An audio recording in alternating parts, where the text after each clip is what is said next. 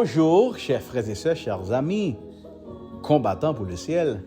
Bonjour, chers membres de l'église adventiste Bethany de Houston. Bienvenue dans le cadre de notre méditation quotidienne. Je suis avec toi, promesse biblique pour vivre confiant. Petite vigile là pour matin, il dit, je le ressusciterai au dernier jour. Jean 6, verset 40. Voici en effet la volonté de mon Père, que quiconque voit le Fils et croit en lui ait la vie éternelle, et je le ressusciterai au dernier jour. Autant Vigile a commencé pour dire nous que l'être humain est toujours intéressé pour le connaître l'avenir. Il même osé aller plus loin pour le prédire le futur. En mai 2015, dans une revue américaine, il fait part à lecteur de certaines des prédictions les plus horribles de l'histoire. Par exemple, il y a un article qui sorti dans la revue ça, il prédit qu'en l'an 2000, pas de guerre encore et que pauvres yo pral vivre dans gros caille.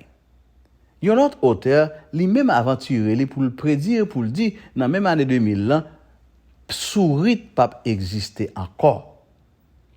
En 2006, à la question qui le Apple pour le faire sortir un téléphone, David Pogg lui répond probablement jamais. Alors que je dis, nous charger téléphone Apple non mais nous.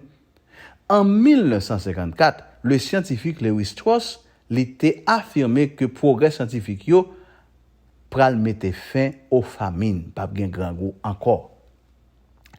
Mais l'auteur a continué pour dire nous, or que la pire prédiction jamais entendue par des êtres humains, était venue dans bouche Satan lorsque il dit Ève, vous ne mourrez pas du tout, vous serez comme des dieux. Genèse 3, versets 4 et 5.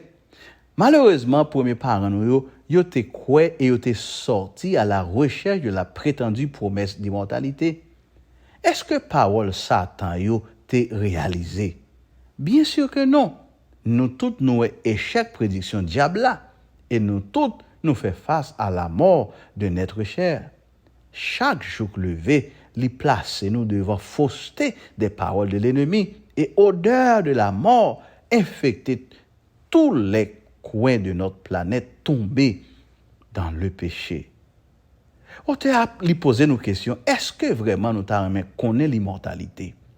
Si oui, nous devons alors nous approcher et renforcer les rangs de celui qui a détruit la mort et qui a mis en lumière la vie et l'immortalité. 2 Timothée, chapitre 1, verset 10. De qui est-ce n'a parlé? Qui est-ce qui a détruit la mort? N'a parlé de notre Seigneur Jésus-Christ qui offre nous la possibilité pour nous vivre pour toujours et pour nous briser le pouvoir que la mort lui gagne sous nous. Mais merveilleuse promesse que Jésus fait nous. Voici, en effet, la volonté de mon Père.